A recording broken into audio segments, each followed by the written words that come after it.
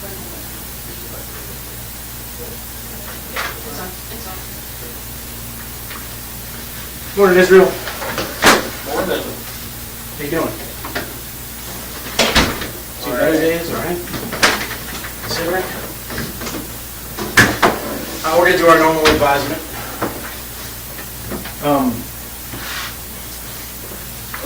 I have to be here, right? First thing I want to ask you is you didn't interrupt anything over at the jail during the meeting? No meeting with Currier or anything? You have the right to remain silent, you understand that, is it? Yeah. Anything you say can and will be used against you in a court of law, you understand that? Yep. You have the right to talk to a lawyer and have him present with you while you're being questioned, you understand that? Yep. If you cannot afford to hire a lawyer, one will be appointed to represent you before any questioning if you wish, you understand that? Yep. You can decide at any time to exercise these rights and not answer any questions or make any statements, you understand that? Okay. Also, I understand that you have standby counsel for crimes other than Tony, Mr. Currier, and Ms. Welsh, and possibly Mr. Lorraine. Would you like any of those here today? Okay. And we're not here to talk to you about the Tony case, just crimes other than that. Okay? Yep. Okay, I think they had some things to discuss with you. Obviously, they wanted to chat with you about some things, and then I wanted to kind of talk to you about where we are on the Vermont thing. Yeah, I didn't, they wouldn't let me bring my copy of the letter, so there's definitely some things we need to go over. Okay, well, I've got a copy. Who wouldn't let you? Jail? Yeah, Okay. They don't like it. Leave with Carry stuff around with me. If you guys want to chat about what you need to chat about, I can Ready to paper cut? You need to mark up the letters, that would sort of like you have some requests on it? No, yeah, I mean, we can just go through it. Okay. I already went through it. So you have a letter here somewhere. You can make an extra copy if you need to. Yeah. I just wanted to let you know, I know you weren't real concerned about the vote, but I told you when we left last time that I'd like to give you a list of what was actually taken from the vote. All right. And what they do is they print out a receipt. They don't have the actual receipt. This is just an internal document, but I can show it down here. What they took, total of 19 items, but some of those are swabs. They're not actual things. Right. So unknown materials, these I'm assuming were like pieces of thing, or like stains that may have been blood or something like that they picked up and stuff, because that's based on where they were taken, from the engine area. Fibers and fragments, same kind of thing. I don't know what that is. I can ask about that ball of unknown material. My guess is it's probably hair. Hopefully the lab will know. That's why I call it a ball of unknown material. Maybe you could shed some light on that if you know. You know what the ball of unknown material I'd is? have to see it. They had possible bone fragment and other material twice. Down here, 2 different things were taken. There, rope to anchors with a line, other rope, a swab, and that swab was taken from seat cushion. Screws, these were all in the back area by the carpeting, or in that area in the back by the motor. There's hair as well. More swabs. Yeah. Same kind of thing.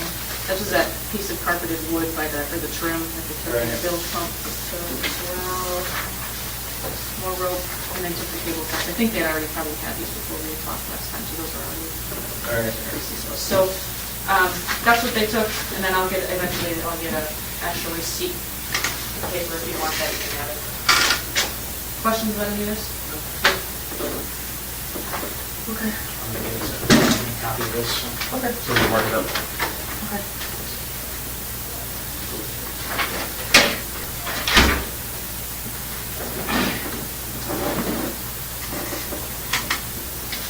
So while she's making a copy, anything you want to discuss generally? Any what? Anything you want to discuss generally about the letter, or about any concerns you have? Well, yeah, one of my main concerns right now is trying to get a handle on what the process is going to be. If this goes to CCU, they approve one or all my cases for the death penalty. It comes back, and then my understanding at this point is it goes to a judge, and and they decide, make a decision as to whether or not to pursue it from there. Again, like I said, I can't give you legal advice, but here's my understanding of the process. In terms of the notice itself, it gets filed, all right, with the court. Right. After it gets filed with the court, then, obviously you're free to plead guilty in your main case or go to trial or the Currier case, whatever you want. Right. And then, let's assume we're talking about the Currier case, there would be a sentencing set. And at the sentencing, I think there would be, either, like I said, there's an option to both sides agree to do a judge sentencing or a jury sentencing. And then that would go to that, and then ultimately the jury or the judge is the one who would have to impose the death penalty. Right. Or life in prison. Okay, so it goes to the judge or the jury sentencing, either one. At the sentencing, it's a public hearing? Yes. Either way, it has to be a public hearing. I think, yeah, most of it, now there's exceptions for public hearings where we can seal parts of them. And part of the methods we've used to kind of close portions of sentencings in the past is to apprise the court of cooperation efforts on behalf of the defendant. If we've got a legitimate law enforcement basis to close the public out, we can do that. Now, in order to do that, we have to, get approval from main justice. But, it's happened in the past. It's happened virtually in every case that I've had cooperators in. Usually, they don't want their cooperation known because it could endanger them. Right. Okay. Yeah. Well, my concern is, like I said from the beginning, there's certain aspects of the things that I've done that I would prefer never became public. And from what I've been hearing lately, at something as serious as a death penalty hearing, they want to review all of the evidence before they make a decision, whether it's You say they, you mean jury, okay. Jury or judge. And obviously, in everything we've discussed, there's a lot of that. If they're going to review all the evidence, then that's primarily going to be interviews that we've done, in which that information is going to be in that evidence. And so if it's a public hearing, it's going to be, all that's going to become public, and that's exactly what I didn't want from the beginning.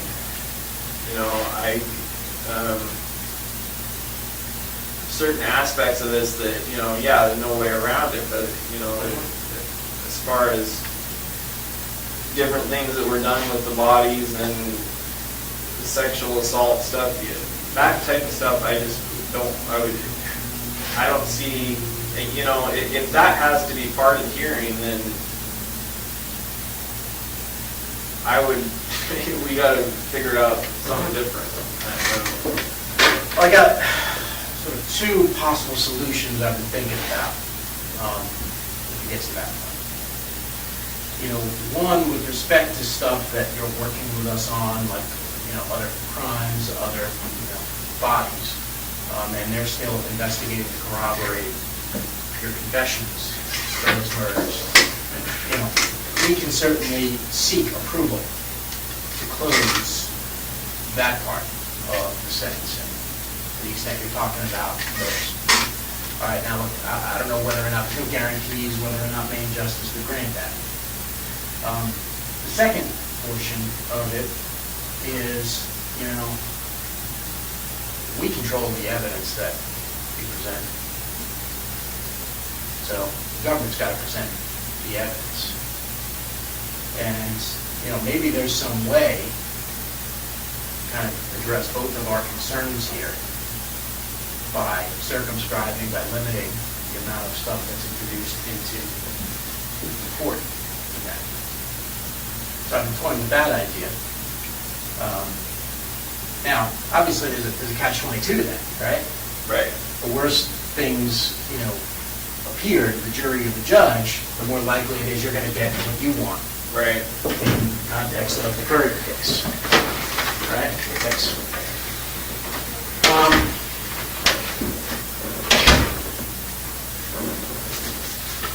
But I think that there is maybe a way around that. But in order to kind of get around that, what we have to do is we have to have at least the basic information on all the murders you committed. So basically, it's not like, hey, we're sort of going with quantity rather than quality of the murders. And if we can corroborate those, I think there may be a way to kind of get you what you want, but also, obviously we get what we want then too. That would have to be part of the negotiation. Now, these are just thoughts I've had, but... Right. Here's the problem with that scenario is, like you said, I might get what I want. You definitely get what you want. Well, I mean, look, I think you said it before in other contexts, if people hear the things you've done, I don't think any jury would have any doubts about what they do. Now, I can't promise what a jury is going to do. I can never do that. Right, but that was me operating under the maybe somewhat naive assumption that as long as I was giving you all this information, there was no reason for it to become public. Whereas I already know that if you go out and you find all this stuff on your own, then all kinds of stuff. Well, maybe all kinds of stuff. I mean, it would have to be a numbers thing. I mean, right now, the way we're going now, let's assume we don't ever strike a deal on the Currier thing. Then I think it does become public, some of this stuff. Then we're forced to kind of go your way, and you're forced to go your own way. We've got to go our separate ways, and we've got to try our cases. I understand that. I think now is the time to sort of strike a deal that would encompass all your activity. And then part of that, broker some deal about, what we can introduce and what we can't. Well, this is another problem. This is why I was pushing for a different type of meeting this week. But, obviously there's other things going on that I don't even know what's going on. So, and I know we can't talk about it. Yeah. But that's an issue for me. So. About other things that are going on in the right. process. Yeah. And I don't know what's going on. So. Yeah, obviously I can't help you with that. That's between the attorneys. I know, and that's a problem. So I don't know what else to say about it other than that. But in regards to the Currier thing, I went through that letter several times, and there's nothing. First of all, I was pretty ticked off just thinking back about the way things played out with the whole Vermont thing in general. I remember specifically before we even had, before I gave you the location of that house or anything, I was like, I'll give you the location of this house, but I don't want the locals involved. I don't want. I didn't see any reason to bring anyone back there in that area into the fold, so to speak, as to what was going on, because they didn't have any clue anyway. And next thing I know, there's like articles in the paper, like this big dig site going on. There was a lot more discreet ways to handle it. So you got your information, they went right away to the lead investigator on the case, and my name got leaked out somehow way back then, and then months later you never find anything aside from what I gave you in the first place, and then my name's attached to it anyway. Let me tell you a little bit about at least my perception of how things work there, and I'll tell you a little bit about the realities of law enforcement. If the FBI just kind of went in there and simply said, like gangbusters, hey, locals, you stay out of it, we're handling this, we're not telling you what's going on, that would be a political nightmare for them, okay? Given that they had the information and another agency was investigating.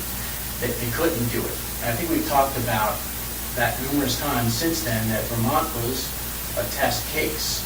And, I think we've learned a lot from Vermont, and we understood that the way that was handled back then, we'd have to avoid in the future to keep both sides happy if we were going to get continued information. That's the whole reason that we initially came up with, this letter, is to handle it a little bit differently and get Vermont to sort of get on board with us. So, we're successful in getting the letter. Obviously, some things happened that, we were disappointed with too, about your name getting leaked out. Yeah, we're not happy about the way that was handled either.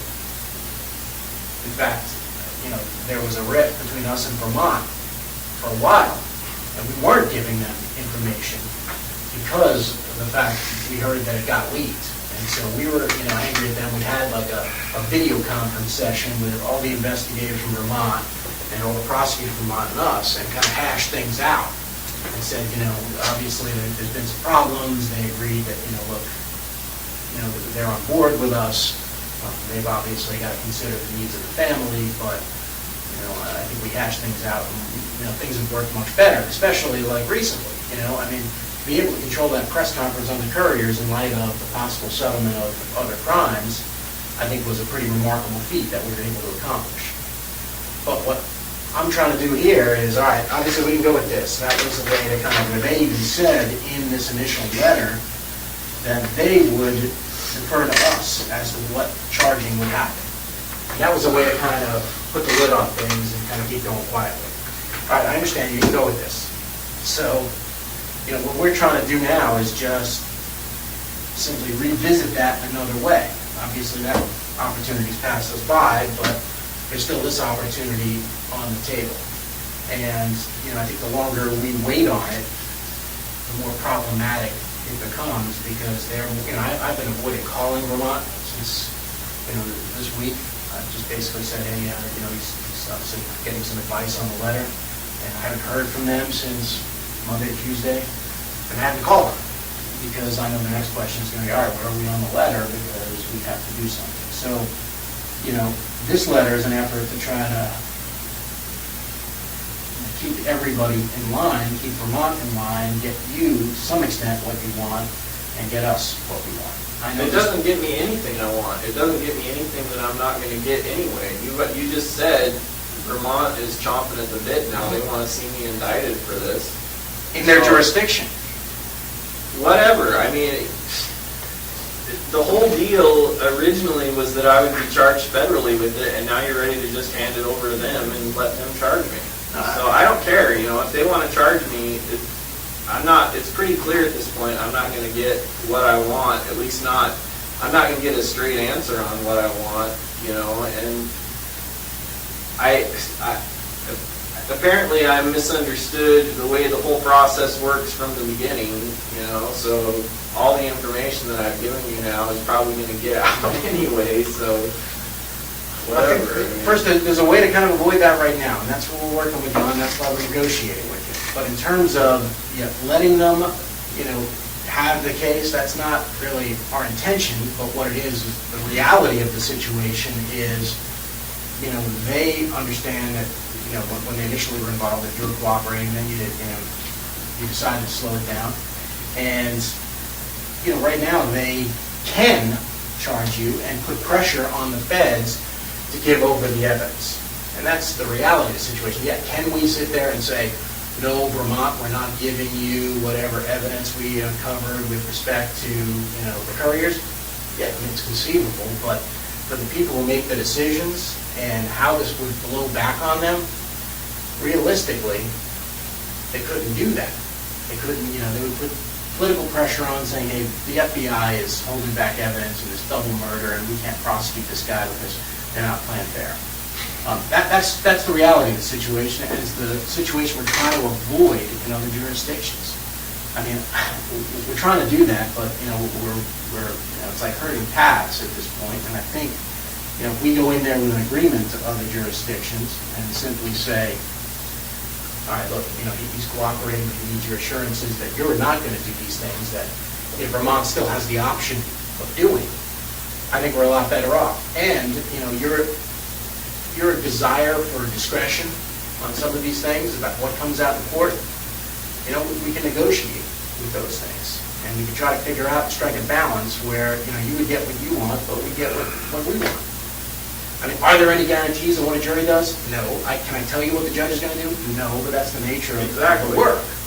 I mean, that's, you know, that's just the way, you know, the law works. I can't, you know, even, you know, couldn't you know, guarantee any jury, you know, even no matter how strong the evidence, what they do with it. Oh, I know. You know, so, but all I can tell you, the biggest issue of all. but the more compelling, I can tell you, in my experience, the more compelling the case is for the jury, the more likely it is, the stronger the evidence, the more likely it is that you get a favorable verdict. So, you know, yeah, you can go, you know, before the jury in the Curriers case and say, yeah, you killed these two people, and, you know, that would be the evidence. But at sentencing, you make a much more compelling case if, you know, you say, all right, there's also, you know, 8 other people that you killed, and you provided evidence on those, and, you know, by virtue of the agreement, you know, we would be circumscribed from telling the jury about that. I mean, that's one way to handle it.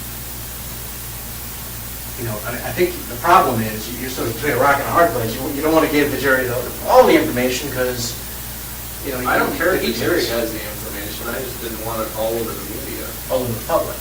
Right. Well, I mean, that goes back to sort of the But apparently first. that's not possible. So can I see that letter? Yeah. There's something else in there I want to go over.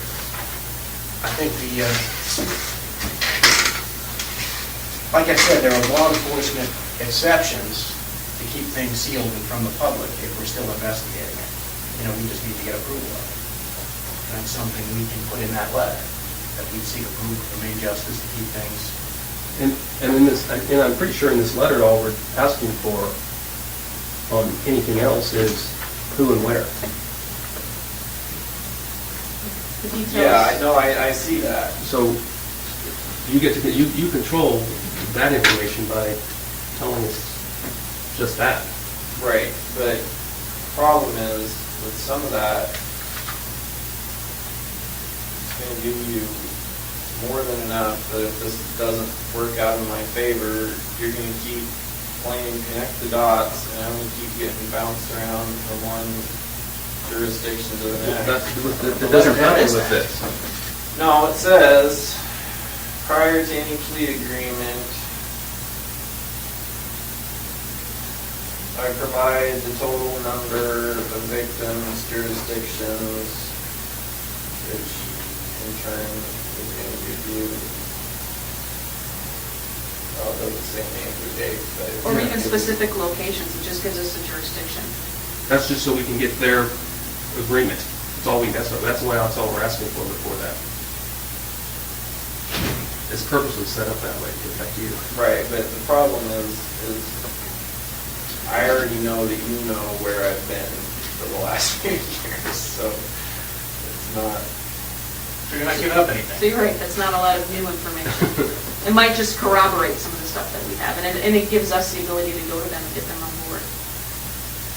Or walk away if we're not willing to get on board.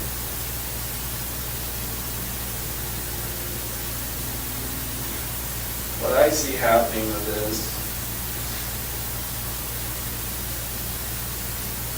is that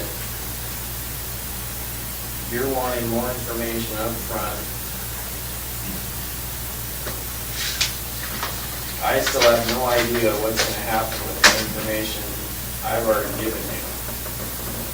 And admittedly, you don't know what's going to happen with the information I've already given. Except that in that letter, if you don't get what you want, that's when the information stops, right?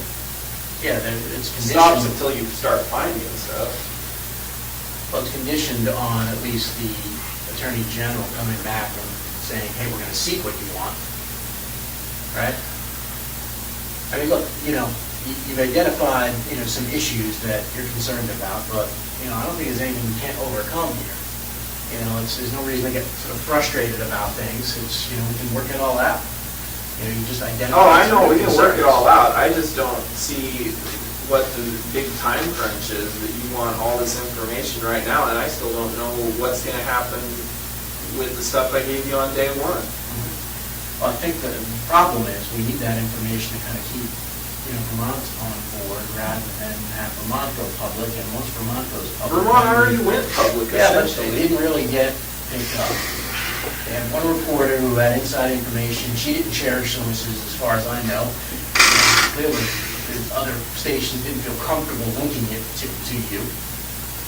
Certainly, they were calling and trying to get Even up here, confirmation. they added that disclosure. They couldn't, Yeah. they couldn't confirm it locally, so that all they did was run what Right. they had. No, I get that, but I mean, you've already said whether I'm charged with this federally or locally in Vermont, I'm gonna be charged with it soon, right? That's their plan. That's what they want. That's what they want. And that's what we're trying to kind of avoid, at least, because you said you didn't want to get dragged back to Vermont. So I don't see how they can do that anyway when I'm still facing charges here. They'll drag you back eventually. I mean, what they do is, and what's happened in other cases, is they lodge the detainer, you finish up here, and then you go to Vermont, maybe then they lend you out to the state court there, and that goes through the process, which is what you said you didn't want. And that's where we're headed. And the other thing is, Bill, and I know you know this, is that the way typical law enforcement investigation would work on this, you have to admit that the way this, I know this seems slow to you, that this process has taken a long time, but for us and the people that are in charge of us, what they want, they know that there's potentially up to 10 or 11 victims. So there's 7 or 8 that we don't know where they're at and those kind of things. So what we're getting the pressure to do is find those other people. And so what you don't want us to do is to use conventional police methods to do it. And that You're already using conventional. We're not. We haven't gone to Media? we haven't gone to local media places and said Israel Keys was here on April 10th of 2009. He committed this Tupper Lake bank robbery. He killed somebody in this area, and they're buried here, and we need the public's help in finding out if they saw him or his vehicle, and this was the vehicle, and this is the license plate number. That's what a typical police investigation would do. We know you don't want that, because the first one of those that we put out gets on You don't want that Intimidation. either. You're right. You're right, we don't, because we want this cooperation that we have, and that's why we've been delaying this, but the pressure is getting increasingly with Vermont. We're getting calls from Vermont also, since they ran their story. The colonel of the state police there is getting calls from other families in that area who now think Israel Keys could have killed their family members because he killed somebody else there. And so that's what that's what's going to happen in every state if we use conventional police methods. And we want to keep it as quiet as you do because we want the information from you, because we know it would be the most accurate.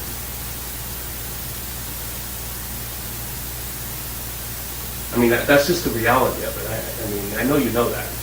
No, I know, but you know as well as I do that you can put my name and face out there and dates out there all you want, but we're talking about stuff that's happened at least 2 years ago now. I know, I realize that, but that's the only other way we can do it, right? I don't know, I'd probably, but I'm just saying that I'm getting a little bit ticked off at what's happening with the information that I've already given you, and I see no reason at this point to keep giving you more information because I don't know what's going to happen with that. Once you have it, once they have it, these different jurisdictions, it's their information. Yeah, I understand that, but then I lose it. And you guys, and then Vermont, New York, whoever, they do whatever they want with it. And like I say, the whole process is, I'm getting a little bored with it. So, I mean, you're annoyed with that, with the way that was handled. Quite frankly, I'm annoyed with you because you had in your power a way to stop it right here. And I came up with this plan, and you could have done it. And if you did it, we wouldn't have had the problem in Vermont last week because we would have had the authority to say they had already leaked my name to the Yeah, press but I mean, they at had the time nothing that else. letter was out. they had nothing else. And, you know, they leaked it, but they had absolutely zero until they had the corroboration of the press conference, which by virtue of this letter, we would have had more sway into telling them, no, you can't do that because he's cooperating, and here's what he's already done, and he's lived up to his end of the bargain. So that's the reality of the situation. You blame us for the situation. I'm I blaming do you. blame you. I told you from the get-go, before I told you where the freaking bodies were left, I told you that I didn't want the locals involved, and the first thing you do is make a big scene and do a big freaking archaeological dig right alongside the main road. All right, come on. You've agreed in the past, if we're being honest here, that we've handled that situation as quietly as possible. And to whatever extent we could, we shut people's mouths, and the only problem was probably one cop that didn't get the message early on. And that was because... No, I think you need to back up to your recordings. Because I remember the conversation, and I said I didn't want the locals involved in it. And I know now from, I mean, I talked to the guy, I talked to the lead investigator. Not only did you involve him in that, but you took him to New York to dig up the guns. You had him involved from the very get-go. Well, the only reason that guy was involved in the conversation is we were sort of planning on going with this at the time, if you remember.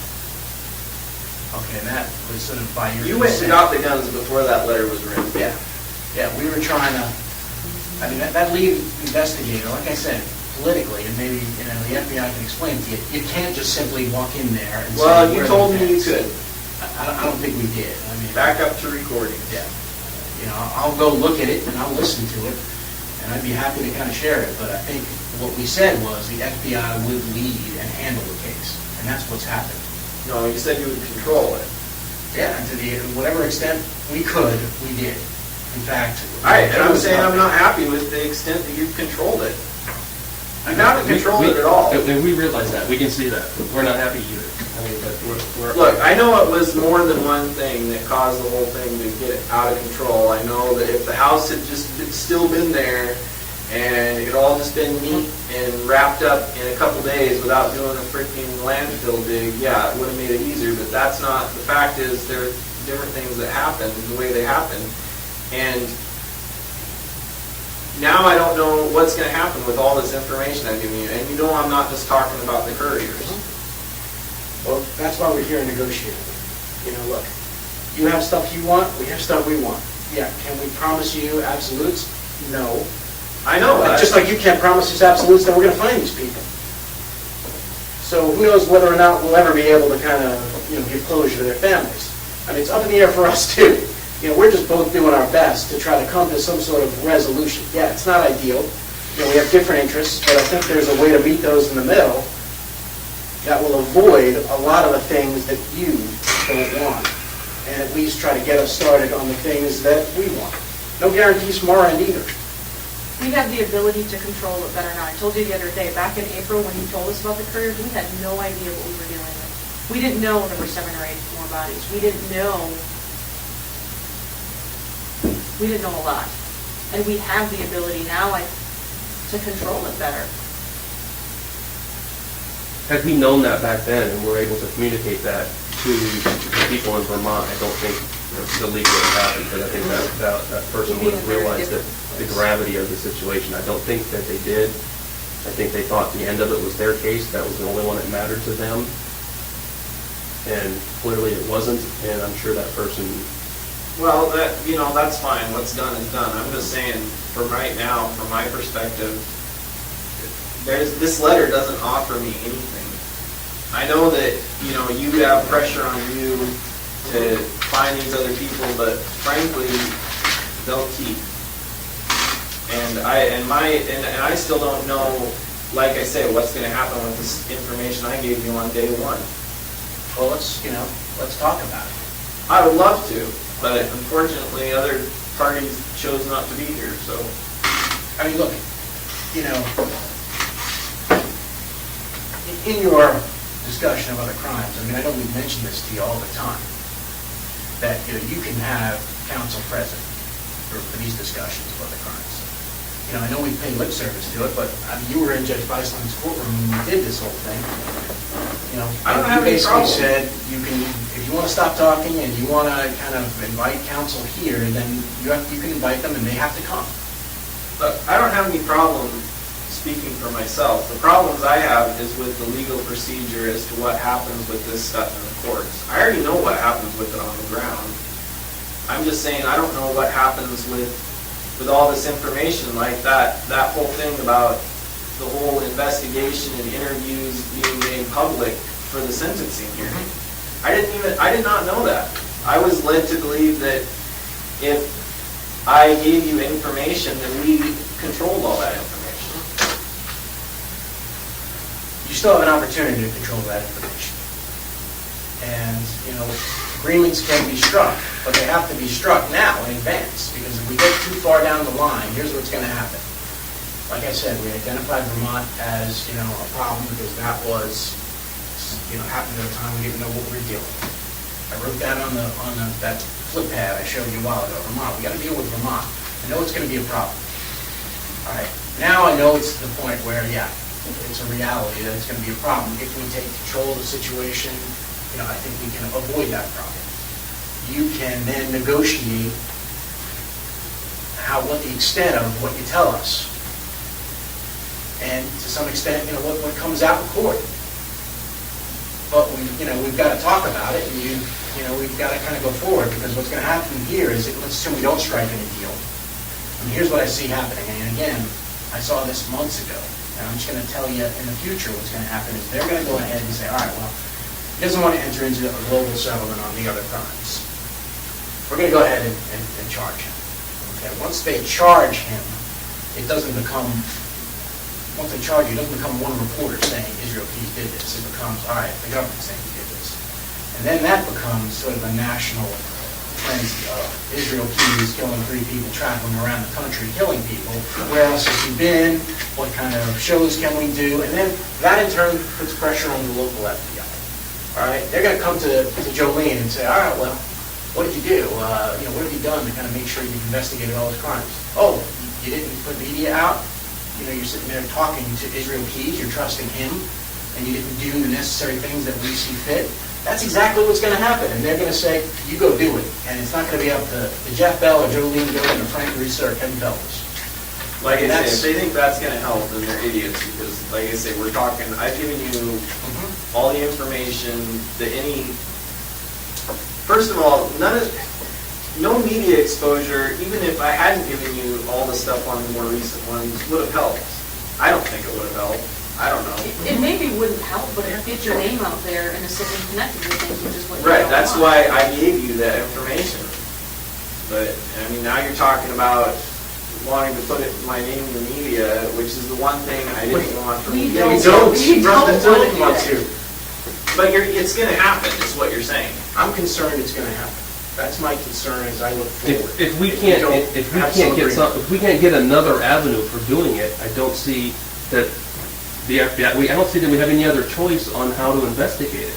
You could just hold off until I see what happens with the information I've already given you, and then you still have an open line of communication. If you do that, I have what incentive do I have if you after all the information I've given you, you run to the media and put all this crap out there for my family and everybody else to see, and then at some point down the road, we still don't have enough to find out for sure that he did this, that, and the other thing, but let's go back and talk to him. Do you really think I'm going to feel like giving you any more information? From our perspective, you have to see it sort of the other side of the coin. What guarantees do we have that you're going to give us the information? You don't have any guarantees. Exactly. Just like you don't. So we're trying to reach an agreement here where we both have some assurances that we're bound by in an agreement. So we're bound by... I don't have any guarantees, but it's pretty likely you're going to get the information. But why do you say that? Because it looks like I'm stuck here for a while. Well, what incentive would you have to give out the information? I don't know. I'm sure things will come up. Right now, you guys got me on pencil restrictions. Pencil restrictions. I don't know. What is that, Judge? That's to get you to stop eating pencils, I guess.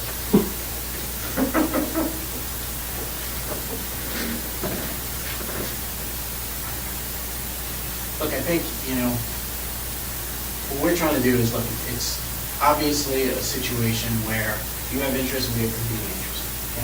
like I said, things are negotiated like that every day. And I think we can negotiate something like that, but, we need a little bit more to do it. To avoid Vermont doing what they're gonna do, to avoid, what the FBI nationally is gonna come down and say we should have been doing in this case. That's our interest in it. But I don't see what, you keep talking about what Vermont's gonna do, but if you've already said that I'm gonna be charged with this federally.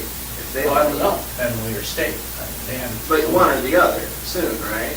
That's what, look, I've been holding them off, and I can ask them both to hold off a little bit longer, and that's their plan. They've said that in the press conference. I'm just saying, originally, this was all this information on the Currier case was supposed to become part of the other information that I gave you prior to that. Yeah. And now it's all of a sudden become a separate thing, and now you want more information to add to this. We're just trying to control, what happened at the very outset when we didn't know the full scope of things. Let's just deal with that problem. All right, maybe we can't, solve every single problem here, but we're happy to kind of try to solve Vermont. And I think it would be minimal impact to you if we convince them that, look, he just pleads guilty here and then it gets wrapped up all globally in Alaska. That would be probably have the least impact on you. Agree? Yeah, this whole thing is already a huge. We're just trying to solve the We problem. never even found the bodies. At least if they had found the bodies, then it's just, there's no way around it now. You charge me with the Curriers. Everybody knows now, as soon as you charge me with that I gave you all the information you have, because you didn't find any on your own. Even after they knew they were at the landfill, they're like, oh, we didn't find them, but they were definitely murdered, and we definitely have the person who did it. And now, pretty soon, we're going to tell everybody who did it. And the person who did it is Israel Keys. So how did they know that? Well, you must have told them, so whatever. How can we avoid? You can't avoid it now. It's already happened. I mean, the majority of it's already happened. The only thing left is you to come out and say, yeah, the Israel Keys is the one who's going to be charged for it. So, And they didn't say that. they didn't say it yet. I'm just saying, I'm going to be charged for it. You said soon, either federally in Vermont or in Vermont, and that's... Okay, is there a way we can kind of at least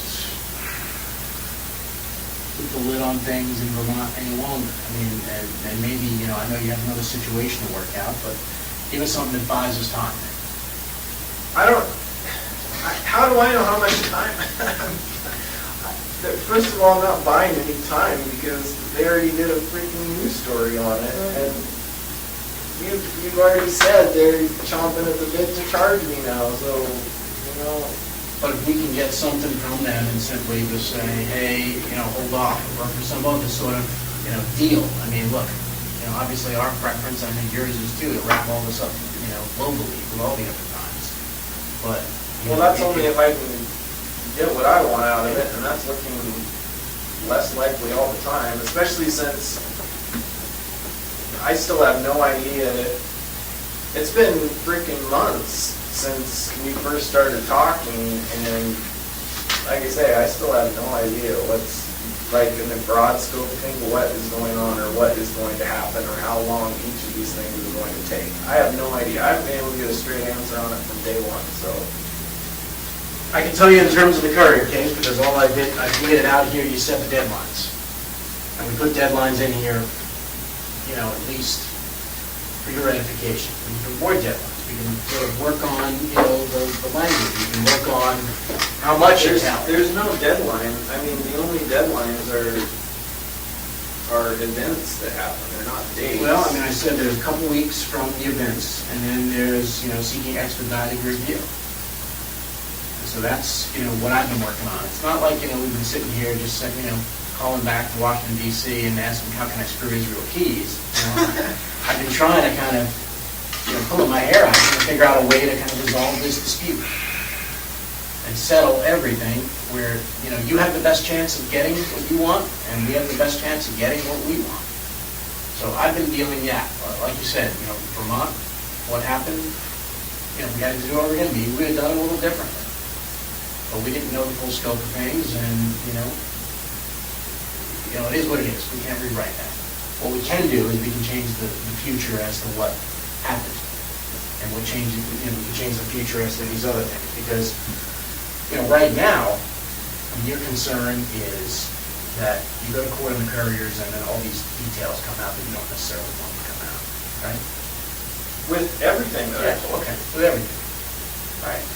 We keep going the way we are and not agreeing on different things, then I think stuff like that's going to happen. So you're sort of between a rock and a hard place. Hey, if you don't agree globally, you can't stop the flow of information. Vermont, they'll exert whatever influence, and they can kind of use your confessions against you. Right now, before that case is charged, you're in a position of power where you can negotiate. All right, well, here's the deal. I'll give you this other stuff, but here's what I want out of it. And your information is, valuable now. I mean, it's valuable to you, it's valuable to us. It's only valuable to me as long as I still have it. I mean, I don't, there's nothing. But the value is that it will be in the agreement, and we're bound to the agreement. Yeah, and the value is also, that they would use it in capital crimes to justify whatever decision they have to make there confidentially. So there's that. This other stuff in terms of limiting the amount of information, if we keep going the way we are, then there's no agreements, and who knows what people will use. But there's a way now to kind of... Well, you should know, because you're the one I gave the information to at this point. What I'm saying is that if we sort of strike a deal on it and it limits what we're, we are bosses, like I said, they're going to tell us, hey, you have to present all this information in court to justify whatever decision the jury's going to make on him.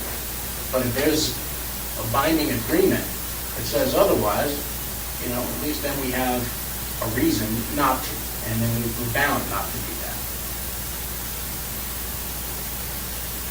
And that could avoid the negative consequences that you're concerned about. I think there's a way to do it. I just don't want to shut any doors here. Well, I don't either, but, the problem is I think you're trying to open all the doors at once, and I still don't even know what's behind door number one, so. What do you mean open all the doors at once? Because I don't... That's what this letter is asking for. You want, to an extent, as much information as you can get, and I still have no idea what's going to happen with it. If this doesn't work out, from my perspective, then you still have your information, and then I still have no idea what's going to happen to me. So. But I think up front, all we get is jurisdiction. Until you get your assurance. Yes. Because we already know the numbers, right? So, all we get up front is jurisdiction. So all we're getting is where? And not even a specific where, just A jurisdiction.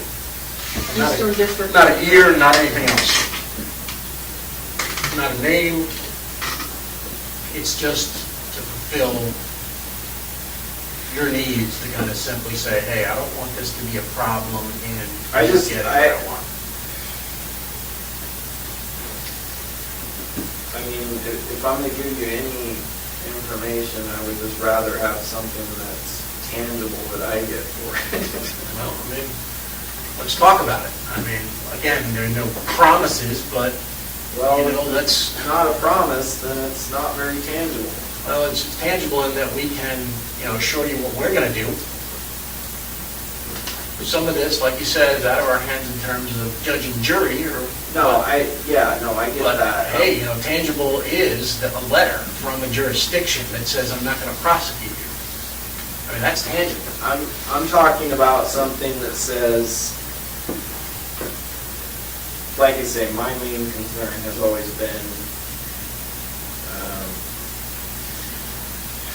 the amount of information that's released that I have given you, the details, certain details.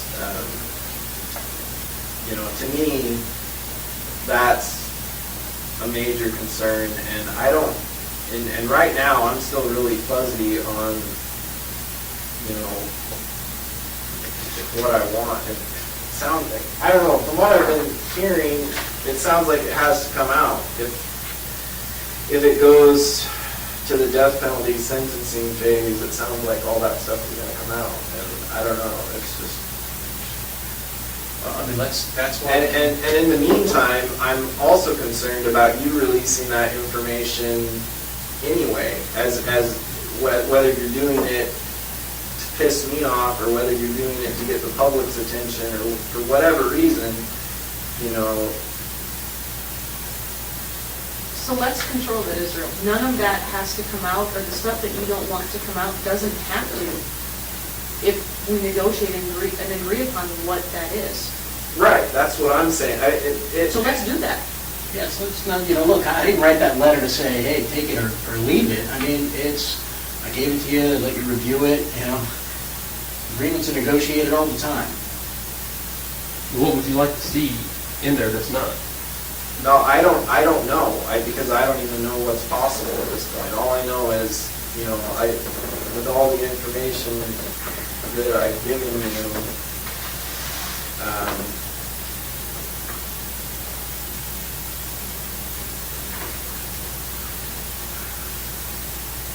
really freaking.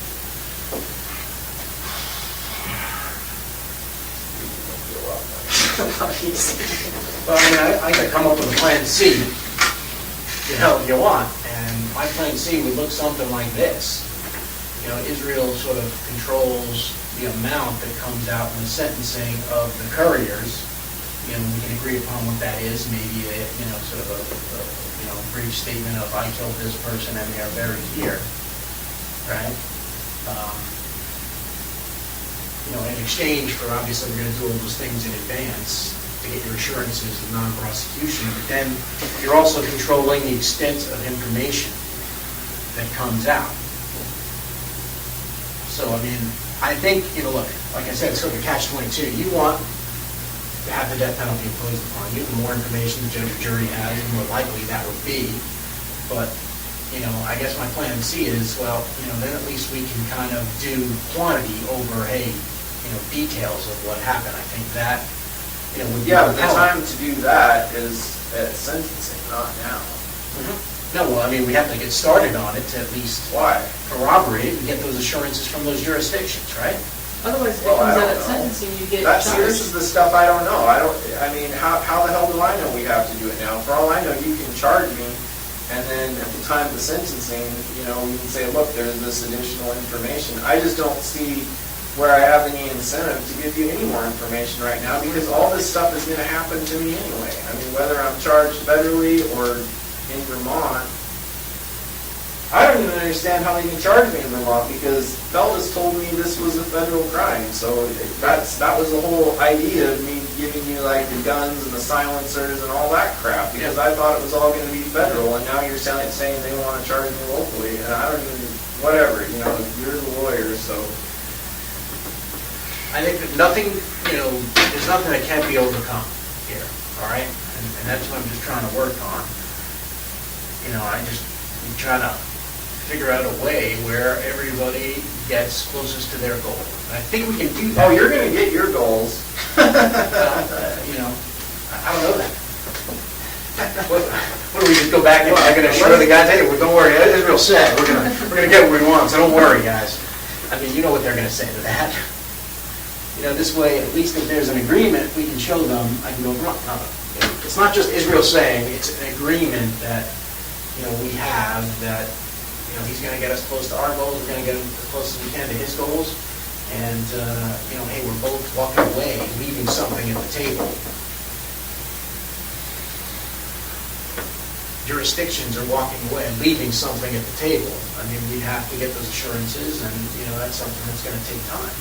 And that would prevent you from, you know, the detriment of getting dragged around, which is something you told us you want to avoid. And I'm just trying to keep it together. Right. And I think this is the That's best another way. concern I have is, you know, I give you this information, things don't work out my way, I still get dragged around. How do you figure? Because if Plan A doesn't work, then all these other jurisdictions are gonna go to Plan B and charge me separately for everything that I've done. Plan A, though, before we even get to it, would require them to write a letter saying they're not. So then they wouldn't do Right? that. Well, okay, it's not on here now, I mean, Well, we can put it on there, I mean, you know, look, that's a starting point, it's a 3-page letter, not even. Like I said, that needs to kind of go into a more comprehensive agreement, but, you know, don't get frustrated with the terms, everything is, you know, you have some other concerns you identified today? You know, we changed the letter, you know, we work on it. But we don't just get frustrated and kind of walk away, because that's, you know, that puts people in a corner. We don't want to put you in a corner, we don't want to be in a corner. We both know that the best way to proceed on this is the way we have been proceeding. And doing it as quietly as possible. I mean, I think, you know.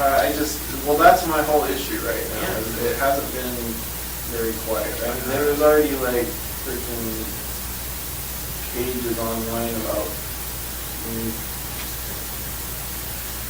I don't know. They just speculate. Yeah, but, you know, I don't know, whatever, speculation, fact, does it really matter? Well, you know, I think it does. I think you even said that last time we met, it's like, yeah, it's former career, and reporting something. It's not reality yet. And, you know, I'm trying to negotiate a resolution that it's going to control Vermont, because, you know, we learn from it, and it's going to help us avoid that problem in other jurisdictions. You know, we can control certainly what's introduced. Like I said, if there is a way where you're cooperating with us and we can represent the court you're cooperating, there may be a way to keep that cooperation under seal in court. Yeah, I know, that's what I'm concerned about, but like I say, the Currier case is not the only one I'm concerned about right now. Let's deal with those concerns on the other cases. I mean, that's why the whole, you know, aim of the plan is to kind of get their buyout before we do it. You know, if we can't go to them and simply, you know, have someone say, hey, you know, we need a buyout from this, we need the assurance.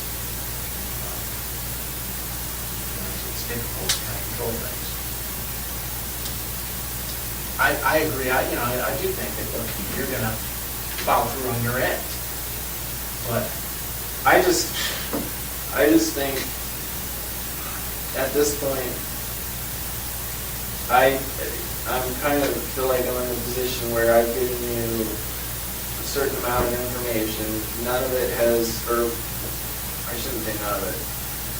About half of what I thought we had an understanding on, you know, from the very beginning, hasn't worked out in my favor. Granted, you know, some things haven't worked out in your favor, but I just think at this point, I just don't see what incentive I have to tell you anything else. I got day-to-day issues. And, you know, we come over here and we sit in this room and I still don't know what's going on with, like I say, with everything that we've talked about. And in terms of the other case, you know, obviously that's on you and your lawyers to kind of do whatever you see fit. In terms of the Currier case, that's what I can control, and that's what I can help control, at least. To the extent that I can assure them that things are in the works. You know, look, I can tell them, and I have told them, look, I think he's going to cooperate and continue giving us some of this stuff in exchange for some of the, you know, some discretion, but, you know, they don't know you. And, you know, I don't expect any sympathy from anyone. No, and they're not. That's exactly the point. Come on, let's be realistic. Well, I am being realistic. They're not sympathetic at all. And that's why they're saying, well, you know, got a case on them, I guess, we can go ahead and charge them, right? Exactly. So what I'm trying to tell them is, look, that's maybe not the best thing to accomplish everybody's goals.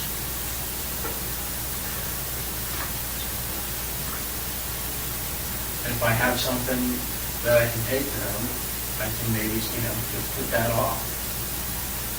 So that's all I'm trying to deal with. I think there's a way to kind of circumscribe and limit the information in court. I think there's a way to write that into the agreement. I think there's a way to do a global settlement. But if you want to put a Band-Aid on it, as they call it, and let's try to deal with the Vermont situation, I'm amenable to doing that too.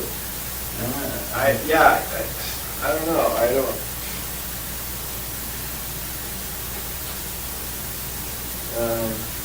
there's just a lot of stuff.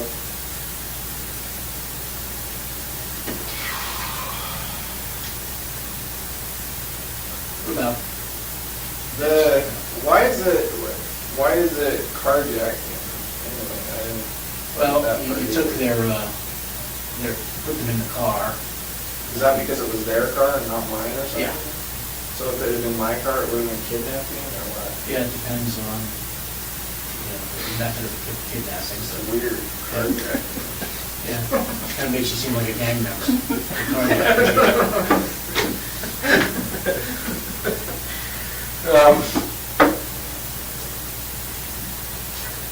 I'm just trying to think about Vermont, maybe how to buy time over there. I don't.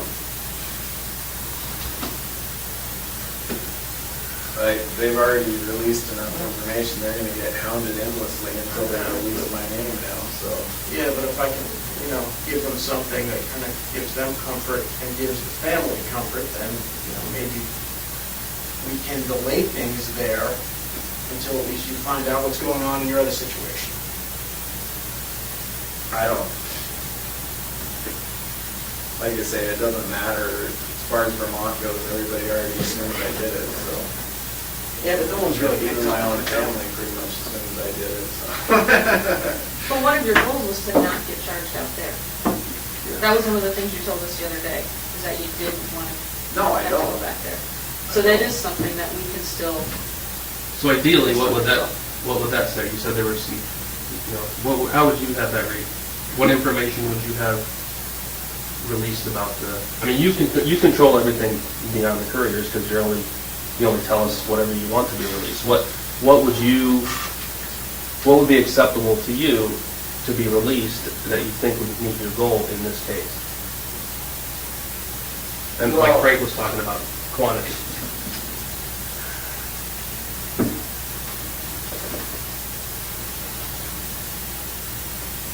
Well, it sounds like right now, I don't even know if this is going to be charged by Vermont or by the feds. And, So what would you want and have to say regarding that? see, this is the problem, though, because I don't even know what's possible. It doesn't. It does talk about that if this offer outlines a proposal, you plead guilty to conduct in Alaska, which would prevent you from having to go back and face charges in Vermont, either state or federal back there. Yeah. That would be the goal, that's the goal of this letter, is let's keep it here. At least. So if that's one I of the just initial. don't understand why they even would want to charge me there in the first place. Well, it's also they have family members that they feel like they're close to, and I'm just giving you, their perspective they gave me. They want to kind of make sure their family members see justice, and they feel like it's a Vermont crime. The community needs to know that type of thing, and that's their sentiment. It may not make sense to you, but I understand it from a law enforcement perspective that hey, you committed a crime there, you should be held accountable. That's typically their take on things. And it would probably be our take on things too if it happened in reverse. All right, but I think that there's a way to just be able to kind of at least put them off for a little while you're thinking about other things and thinking about a global resolution we can work on. But like I said, that's a way for us to get close to our goals. If you want a sort of a smaller way, I can come up with one. No, I mean, your goals at this point are pretty easy. Yeah. My goal is not to get charged for the Curriers.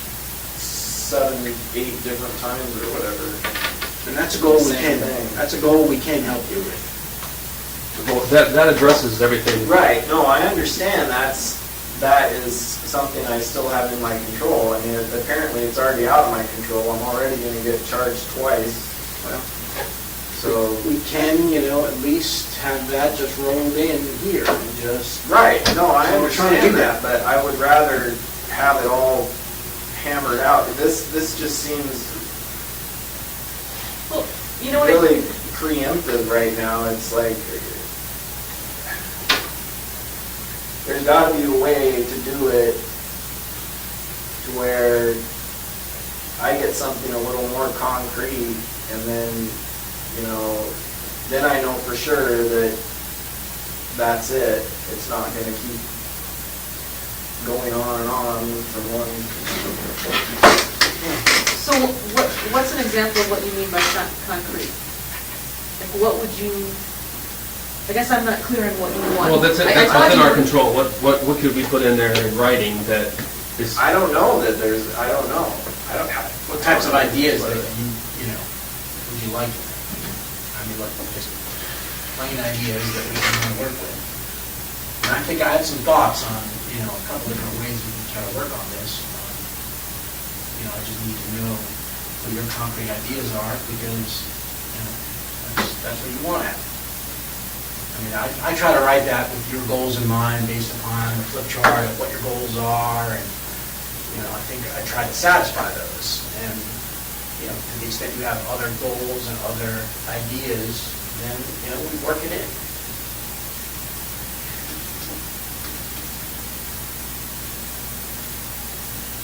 Yeah, I'm just not so sure I even have that goal anymore. I mean, like I say, if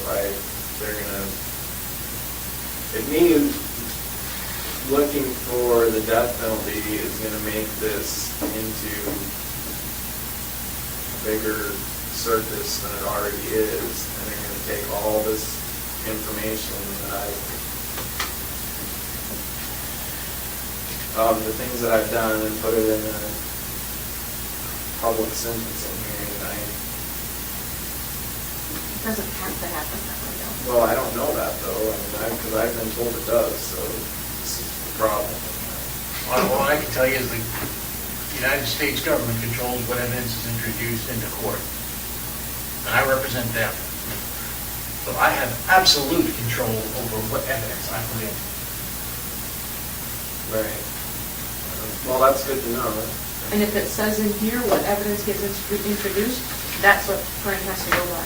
Yeah. And no one's going to tell me that, here's what I have to do. Now, obviously, there's, bosses everywhere that'll try to tell you stuff, but if we have an agreement that binds those people, then, it is what it is. Court doesn't have any right to demand more information from us. Court has to let us try our case. And I decide all the time at trial, I'm not going to put that person on, even though maybe they can help my case, but it's not worth it to me. It's not worth it because I have some other goal in mind. Legal strategy 101 happens every day.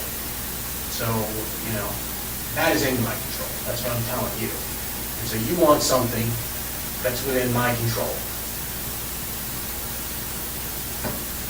It's as simple as that.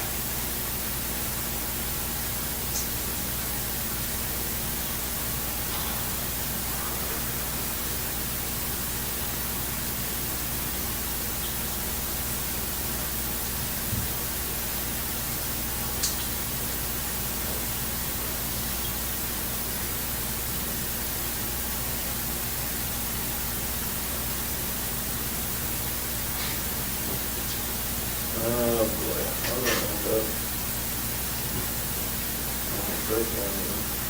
Max lockdown, year after year, you're bouncing around. Doesn't have to be that way. Call it premonition. Doesn't have to be that way. We're trying to avoid that. Everybody in this room, I can tell you, is trying to avoid it being a circus. We're just trying to get, what we want, let people know, our bosses, that we're getting what we want. We've got some assurances. You negotiate what you want.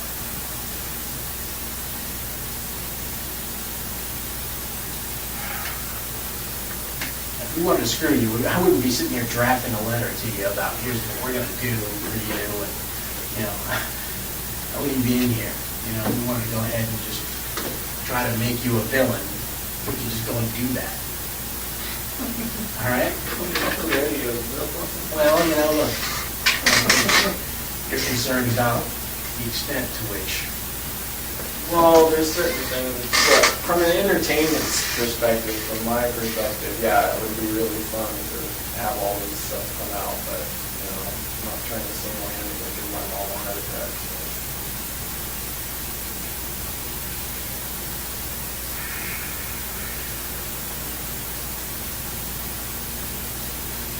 But I still think there's got to be something more that I can get out of giving more information. Because I haven't seen anything yet. What do you want? I want to know what's going to happen. You want to know when, what's going to happen and when? You want to know? Yeah. You want to know how much information is going to be released publicly? Let's flesh that out a little bit more. Well, first of all, we can't talk about it in this meeting. Okay. And that's the biggest problem of all. Okay. So that problem Secondly, there's this problem with Vermont that they already have enough information on me. They want to make it public or whatever, one way or the other. Honestly, I don't really get it. I don't care if this Currier thing gets charged in Vermont or gets charged federally.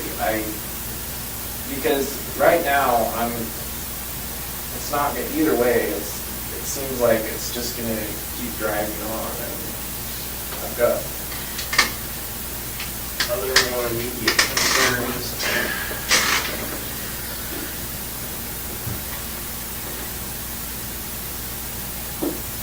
Well, the immediate concerns, I mean, here's an idea. Let's deal with the immediate concerns.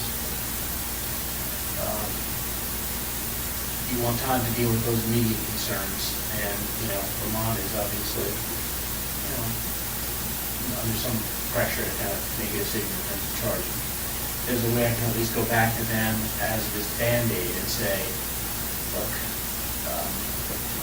we're going to, you know, move forward on part of a plan. Let's assume we go back to the sort of just the New York thing, and we simply say, part of the plan, give it a try. He's going to provide just the jurisdiction where the person is taken. If you agree to kind of put off charging, and just do the same thing you're doing. Just put off the press, put off charging, just say investigations continue. There's a way to go back to them and do that for, like I just said, you know, sort of Band-Aid type of thing, just to buy us some time. You know, I'll be happy to try that. No, I don't, like I say, I don't care. They've already released the information in the media. You know, they're going to charge me for it, you're going to charge me for it, either way. The whole thing wasn't even supposed to... There was a way to, you know, at least put that off, and, you know, if there's a way to put that off, maybe there's a way to strike a bigger deal down the road, you know, if we buy some time for ourselves.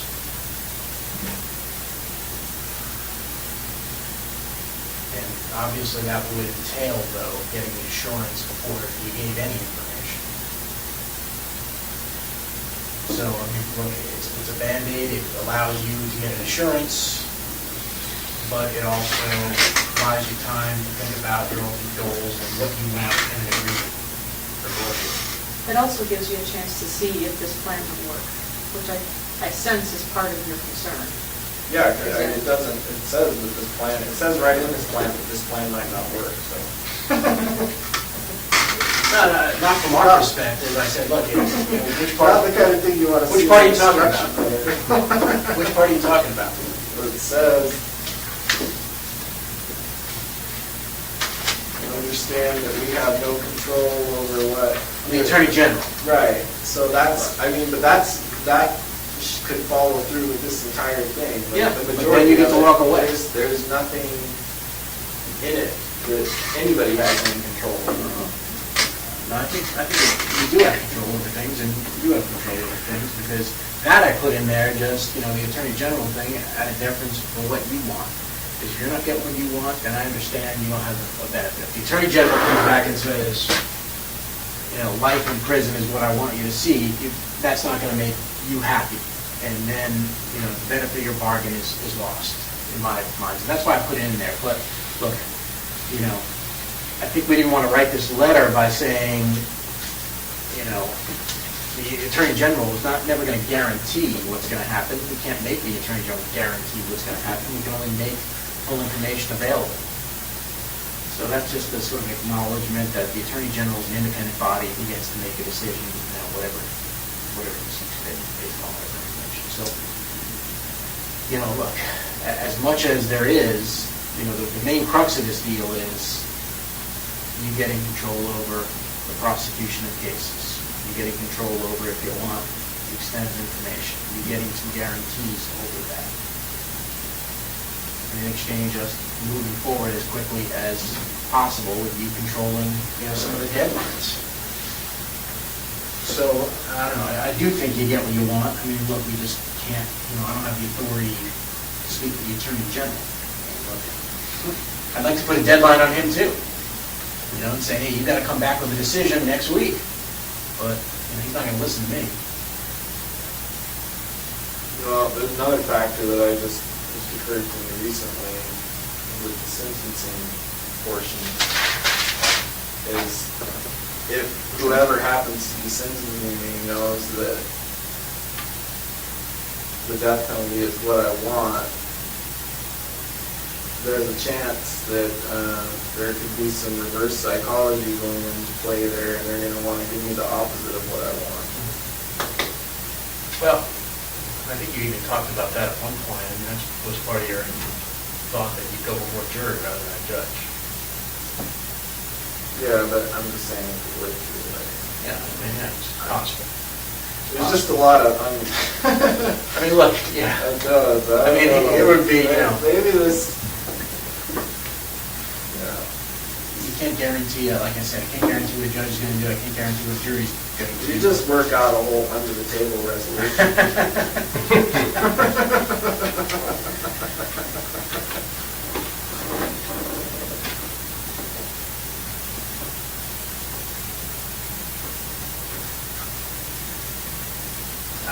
The other way to look at that, though, is if you think that's a possibility with that reverse psychology, I mean, I guess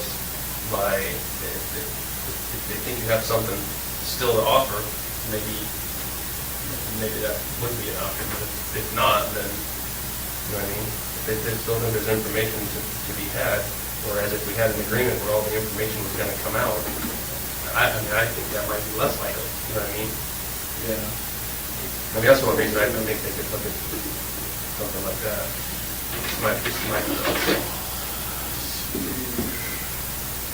Everybody just makes too big a deal out of this stuff. We're trying. Bigger problems in the world we could be worrying about right now. Oh, this is, one problem a day, and this is sort of the problem that we all have, and we're trying to come up with, a solution that we get both of us get closer to our goal. And that's what I've been working on. I'll come up with another plan. I'm happy to kind of keep working on it. I'm happy to redraft the letter. I'm happy to kind of call whoever I need to call. But, I think I don't want to close the door on things. Well, I don't really see that that's an option at this point. No, I mean, I think we all understand that, but we're just concerned that At this point, I'm thinking pretty obvious to me that whatever's going to happen is going to happen, and I haven't been able to control, haven't really been able to about. That's pretty much been it, so. I think you're wrong about that. I mean, think about it, the Tupper Lake bank robbery. Has anybody come and questioned you about that Tupper Lake bank robbery? No, Alright. I'm not. Arson in Texas, burglary in Texas. No one's talked to you about that, right? Bank robbery in Texas. That's probably kind of like small potatoes. Maybe so, but look, No, You know, the Currier thing was the okay, only thing. Yes, all right, yeah, okay, great. So all this stuff hasn't come out, but I don't know. I just.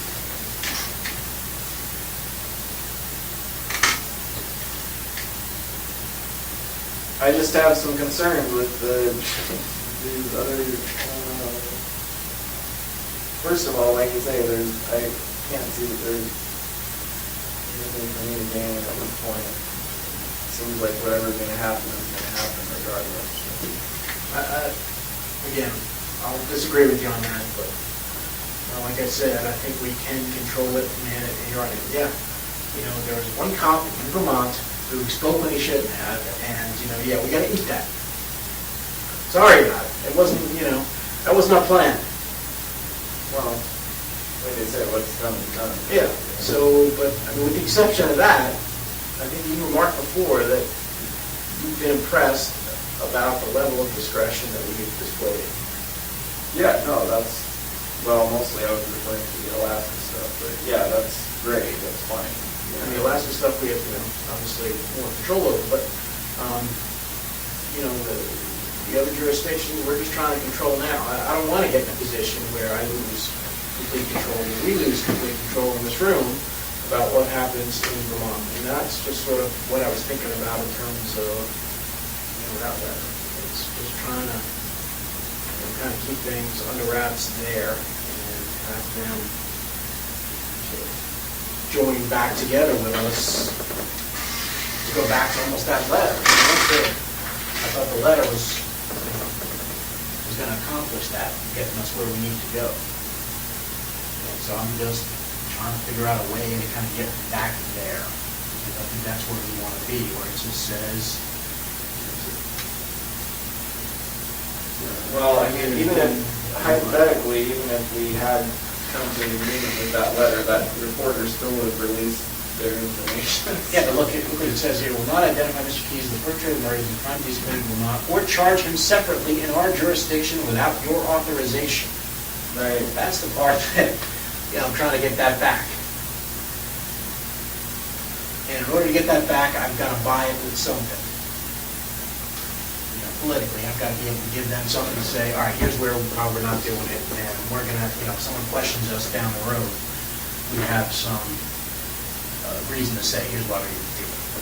And so that's just, there's a whole law enforcement side, and then there's a whole political side to this too, that we're trying to kind of tamp down as well.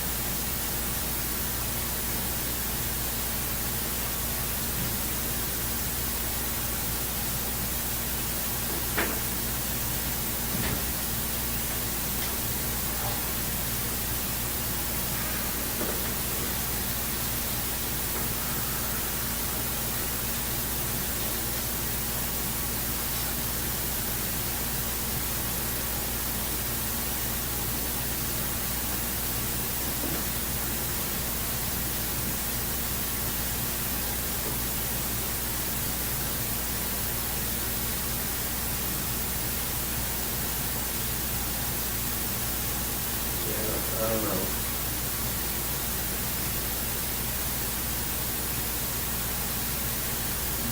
I think I'm more efficient than government. Well, I think you're certainly, you're good at planning. In what way?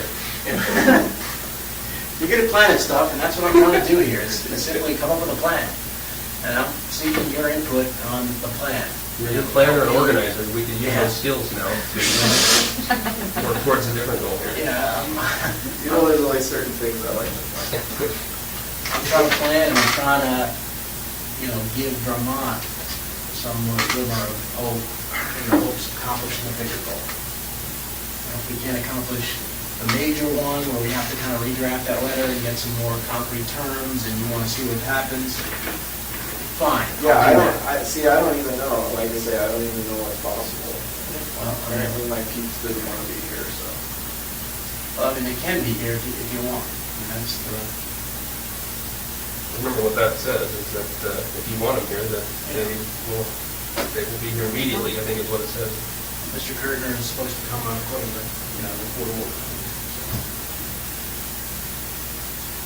I thought you were always just reading that, so you could prove me out if you didn't show up. What? No, I mean, that's your right, that's an option that the Yeah. judge has said, is if we're here and Yeah. you request him, we give him a call, and according to the judge's order, he has to come immediately.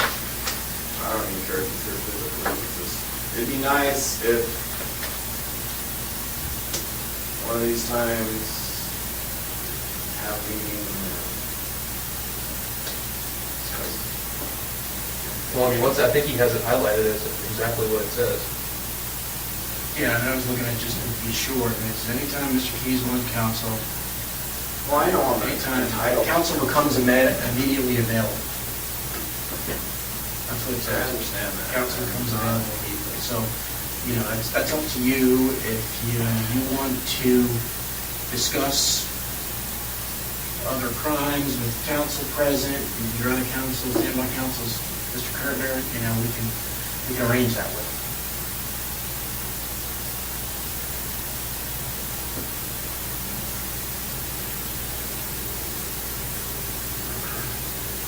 And we could call him at your request and see what he says, if you're requesting that.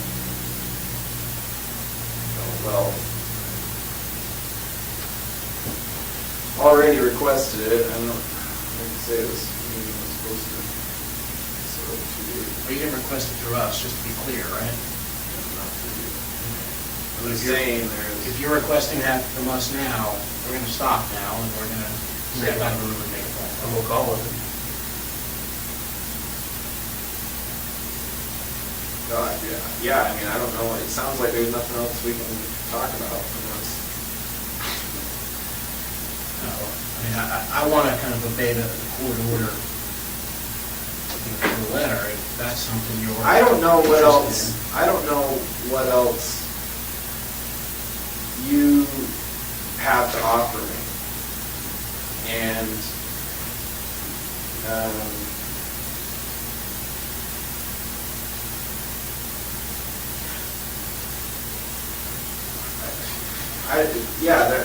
so I mean, I'm not happy with what the letter is. It lays out the possibilities, but I don't know if those are the only possibilities. I don't know. It's just. Well, let's take a break. This whole thing Yeah. is, like I say, it's premature. Let's take a break for a second. Step out.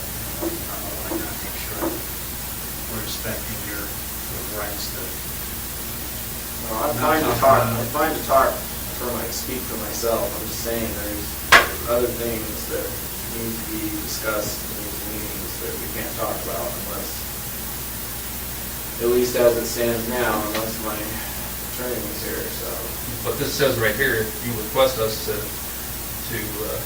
get a hold of him, we'll do that. Right.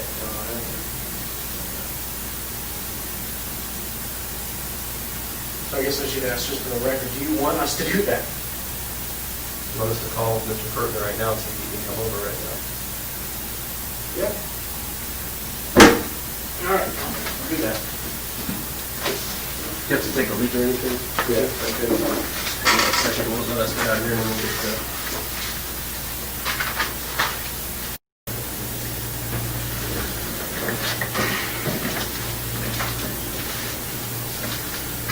So where do we leave off?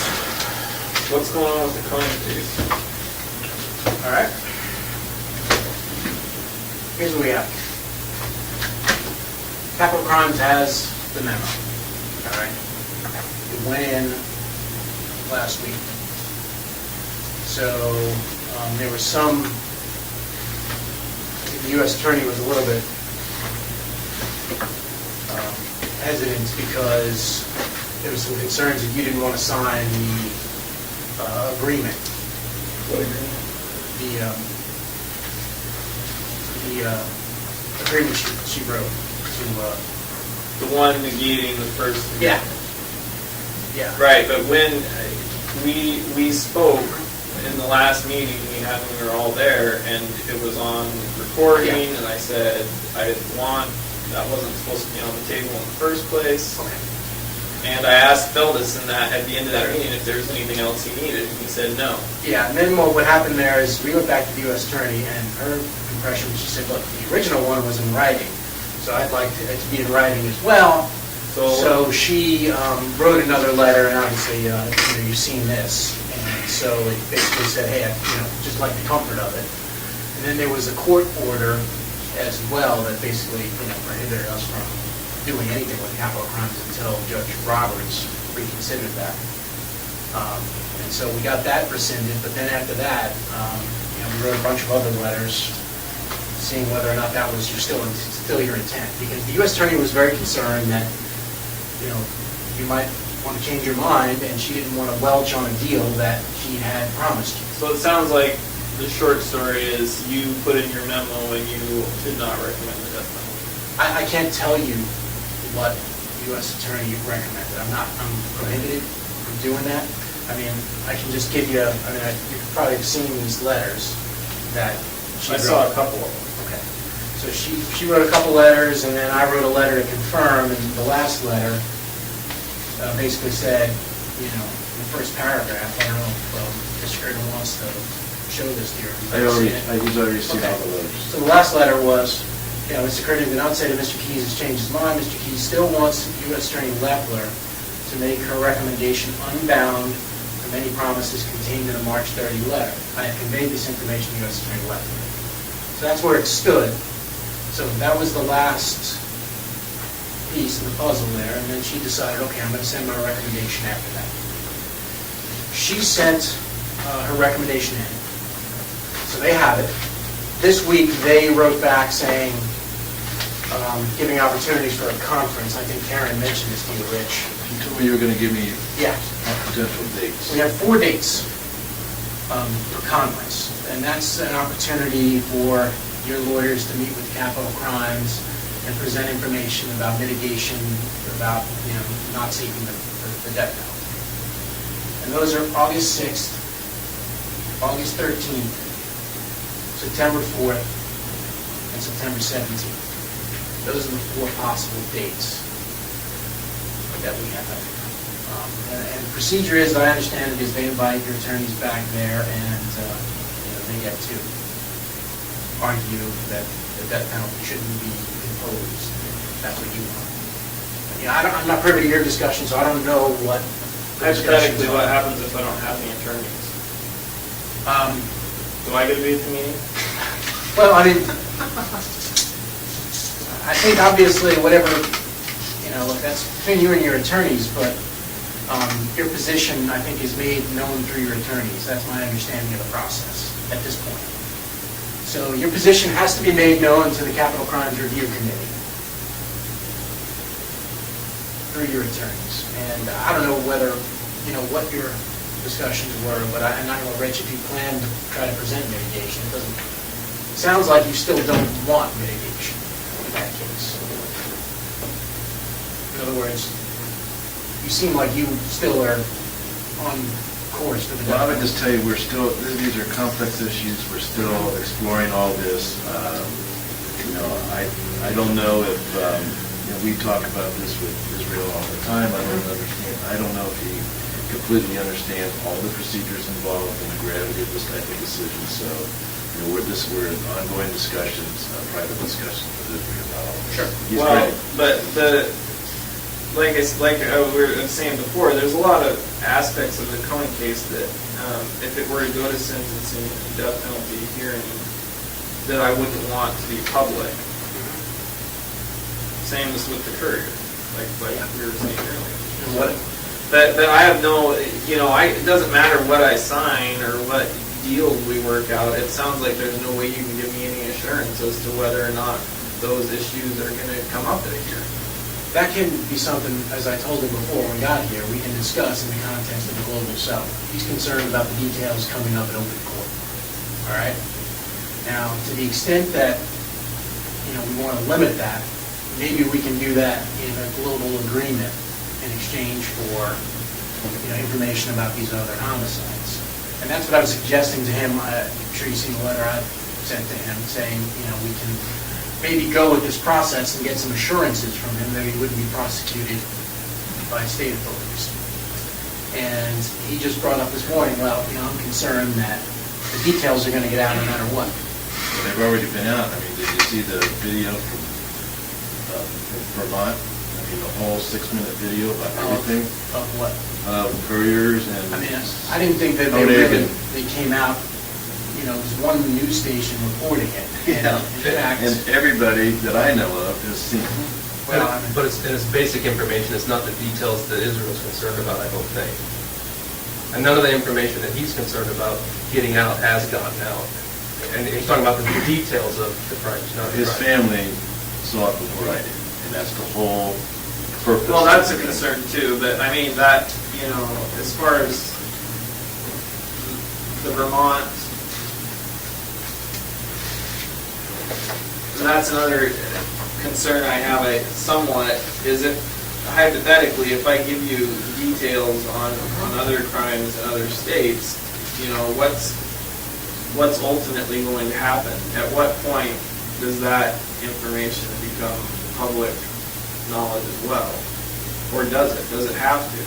What's the procedure for that? Is there some way we can work it out to where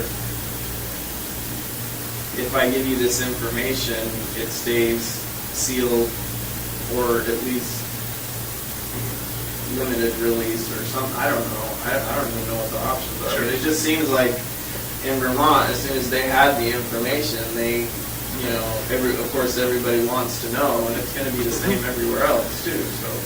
I think we can work with these other jurisdictions by getting those assurances.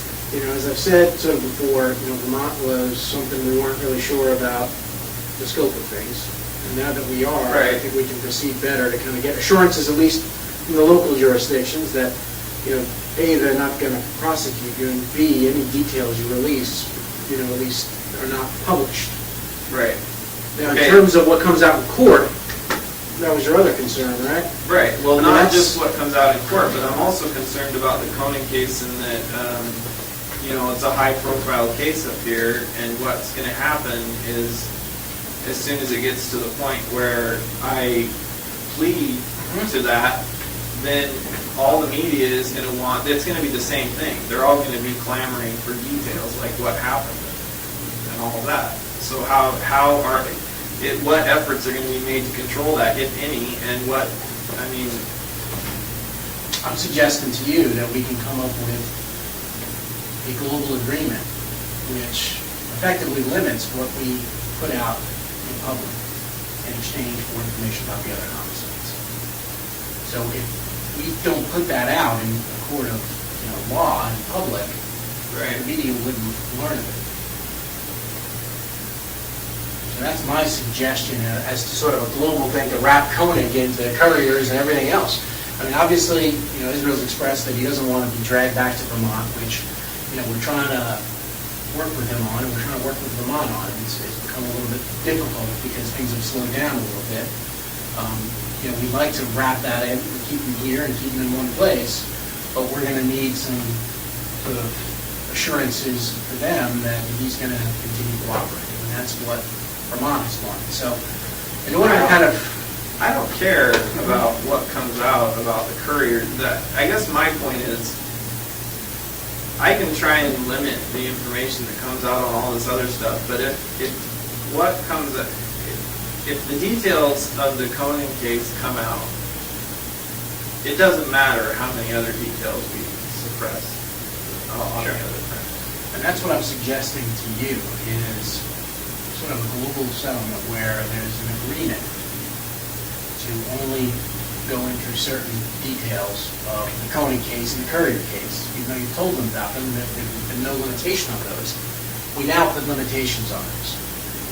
And we put Right, but that's what I want to make clear before we go any further on anything, is to have something somewhat concrete in writing, saying that information isn't going to come out when the time comes, that I do plead guilty to the Koenig case, or whatever happens. Whenever the next release of information to the public is, whatever else we've been working on becomes null and void if all of a sudden there's this flood of information about what happened in the Koenig case. And I've pled guilty to it, and then it doesn't matter. And in return, for not introducing that information, we want information about the other murders. I understand that. Like I say, I don't care. But like all the other, anything else, it doesn't matter that much. What I would suggest is, I've talked to Israel about a global settlement. Let me work with it. Let me see if we can, because I think definitely going to need counsel to understand, to know what the global settlement is. I'd like to work with them and see if we can come up with something everybody can agree to in a global settlement. Yeah, no, and that's what I'm working towards too. But I need some time. No, I agree. I just need to know what the demands are, and that was the first time that's really, obviously it's not in the letter, the level of detail, and, I'm happy to work something out and try to get approval for what I'm suggesting. Obviously, what he wants, it seems to be, I want the death penalty imposed. Now, that's a catch-22 situation, you understand, because the more information the jury or judge has, the more likely it may be that they may impose that, all right? If we take that away, it may be less likely, but that's something, hey, I've told you, I don't really care what sentence gets imposed upon you. You're the one who cares about it, but I'll be upfront with you, if they don't have that level of detail, I think you probably would want to have, additional murders in there to justify the decision you want them to reach. It's sort of a quantity versus quality. Right, I understand that. I'm just saying, so they have all the numbers. That's fine. But that's the only thing they need those numbers for, is the sentencing. Yeah, no, it would only come out at the sentencing, but we'd have to get something in return. Right now, we know about how many people you killed. That's pretty clear. That's not a problem. What we want is the information about those murders. And it could be, look, briefly, initially to protect your interests, to simply say, I killed this person in this jurisdiction and kidnapped them from here. And, that would sort of satisfy our goals, and would also satisfy your goals, I think, too. But again, I think we both have to figure out what we want to get out of this. It's possible to limit that information that's presented, I think, in a sentencing hearing. Again, I'd have to vet this up the chain, but, we can limit Currier, we can limit Koenig in exchange for the information about the other. See, this process with the death penalty on the table is a whole new thing for all of us, but we have handled many cooperation agreements where there's a sealed addendum to a plea agreement where the proceedings are closed, where information is not made public in order to protect, somebody who's cooperating, or in this case, protecting the family of somebody who's cooperating. That's a good point. And so that's something that I'd like to discuss with Israel and see if So that's something that, is sort of a plan A of things we can do, is hope to put everything under seal and justify it by, one, safety to your family, and two, the fact that these guys are still going to be confirming the information you're providing. And they don't want anybody to interfere with that process. So some of that, again, as Mr. Currier said, it's taking within minutes of the death penalty, but it's in some ways the same as what we always do in other types of cases involving cooperation. That stuff goes under seal. And that's what I'd like to talk to you about. Yeah, I just, that's why I keep saying all this is kind of tied together for me, because if certain details of the Koenig case come out, then, anything else. Yeah, it doesn't matter. Right. That's sort of like your... That's kind of...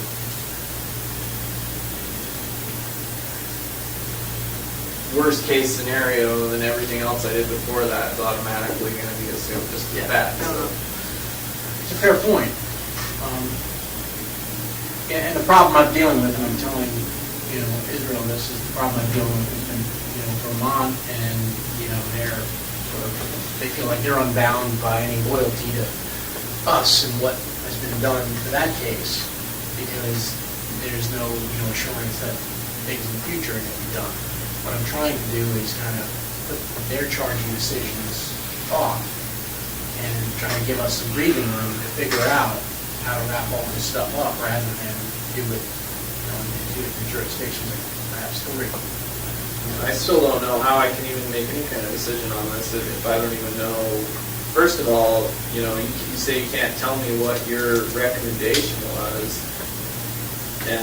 I made it clear what I wanted it to be, and so you're expecting me to make a decision on everything. You say you made it clear, you didn't sign the agreement, so that wasn't exactly clear. I made it verbally clear. Yeah.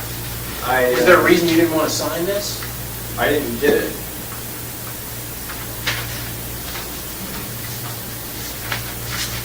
I just found out the other day that the recommendation was already made, so I assume it doesn't matter if I sign it now.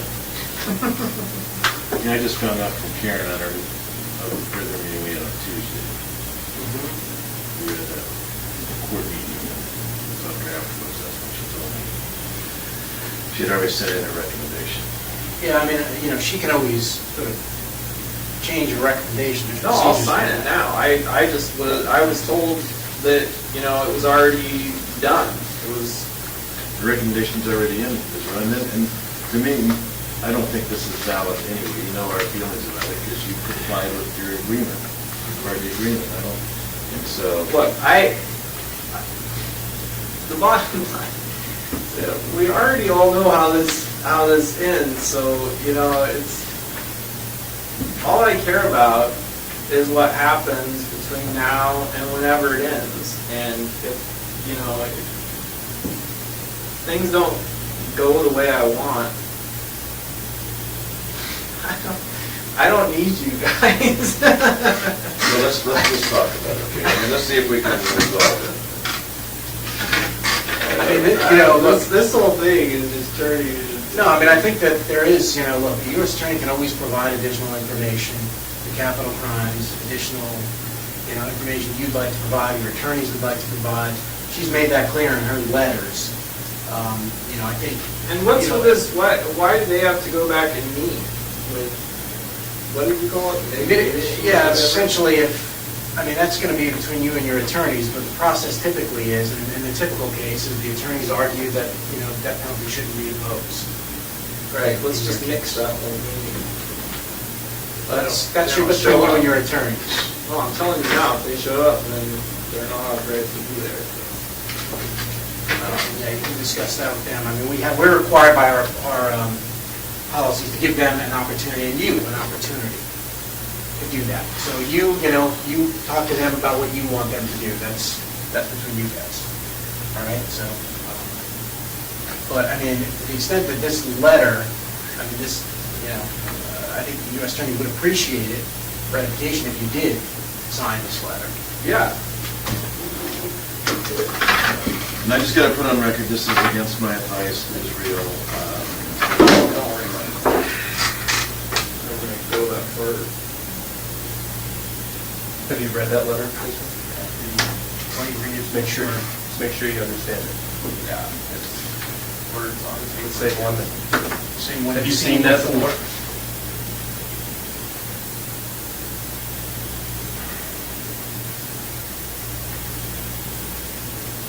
Yeah. Okay. So the date of this, just to sort of put the date on, is 7/26. But I mean, I'll forward this to the U.S. attorneys as well.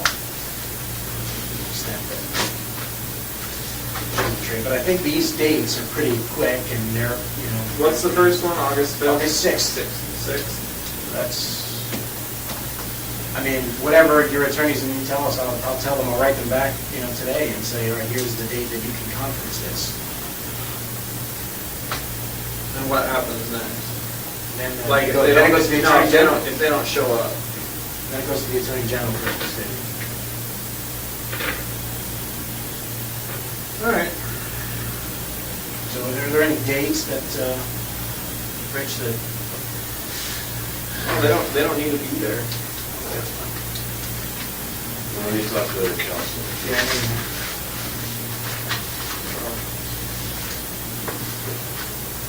If they don't get to be there, they don't get to be there. If they're I'll on ask them council, about, after all. yeah, I mean, I'll ask them about what the procedures are and whether, I mean, you know, and then you know, you have a right to kind of teleconference, and I just don't know what they do in these types of situations. Yeah. So that's where Coney is. You know, I would like to explore this idea again of this global settlement sooner rather than later to be able to kind of control. Well, let me talk to him it. this afternoon about it. Come over this afternoon. Yeah, we can talk about it, but I mean, I want to make it clear that from here on out, the Coney case gets incorporated in whatever information is exchanged. Coney case gets put in, but Any information I give you is incorporated into that, to whatever happens in the Coney case. So you'd like a global So that settlement? I have control over what information is released in that, and, you know, we can do it on like a piecemeal basis. If you know, if I feel like,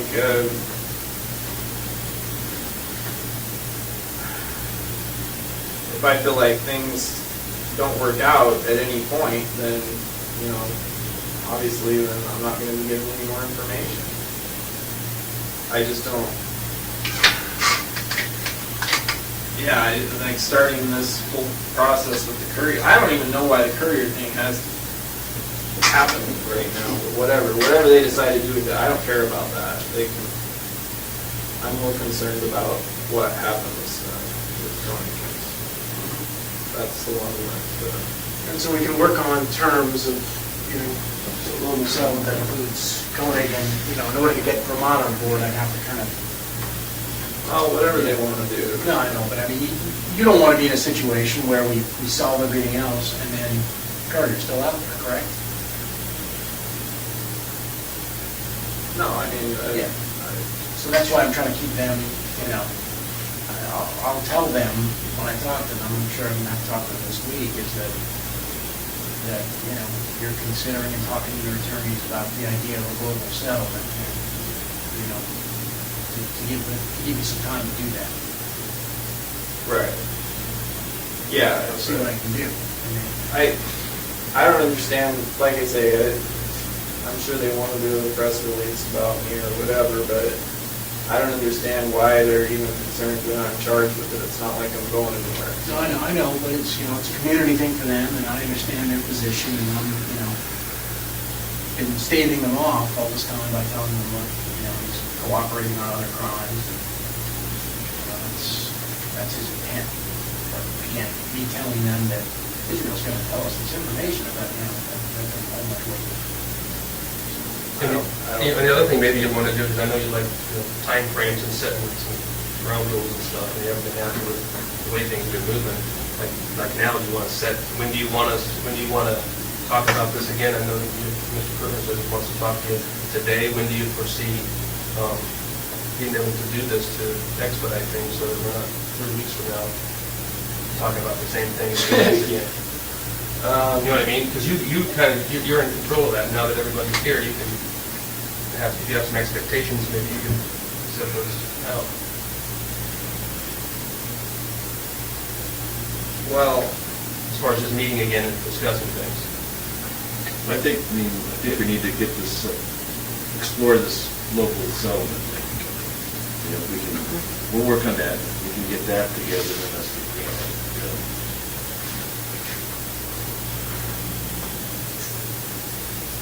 because without that, it's going.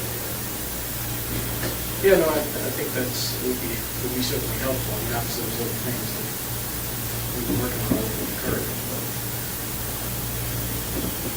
You know, in terms of this global settlement, yeah, it's something we want to explore. You know, deal with Vermont, trying to get all the work on this.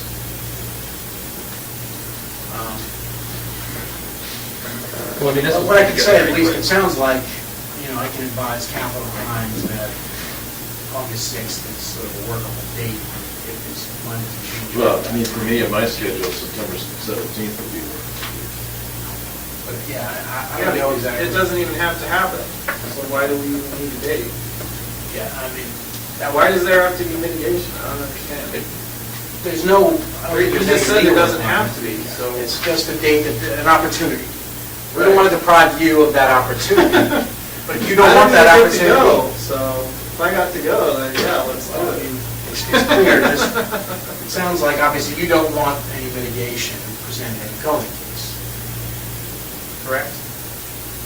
I'm not interested in any dates in the Coney case, anything added to it that's gonna complicate it. Whatever you have to do to freaking get it moved along, do it.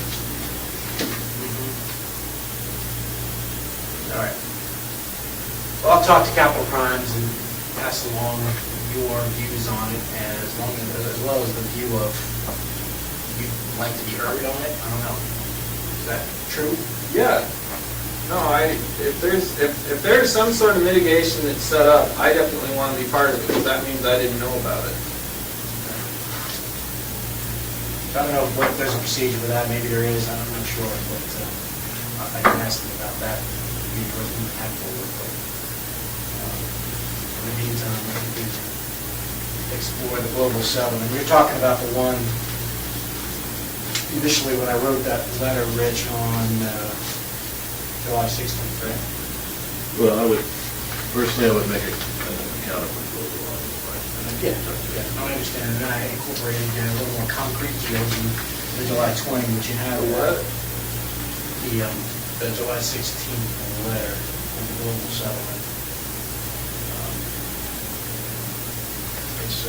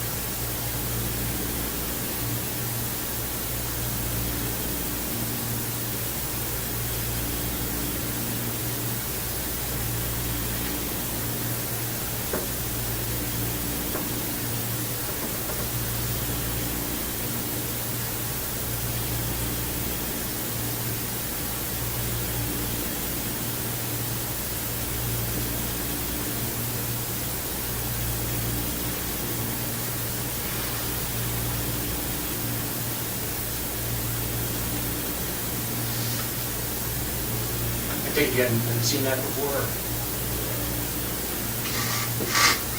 I think that was written before the stuff in Vermont. It was, and July 16th. Well, it makes a lot more sense to do it in the Cohen case than Currier. Yeah, that was written on, I think that was like a Thursday or Friday, July 16th. So then, and then Monday, they told me that the FBI was gonna stop their digging, and that's when I wrote you the other thing on the 20th. That way, I mailed, and, you gotta check them out.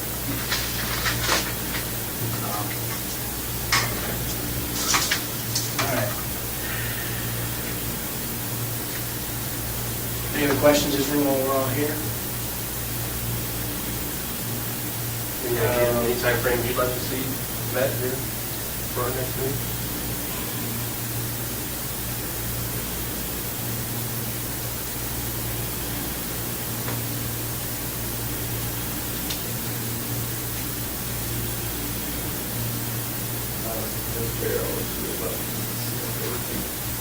Let's talk about it. Not working.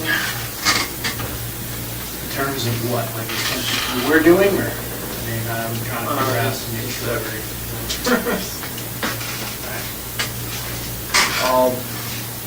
You taking it back down? When he's ready.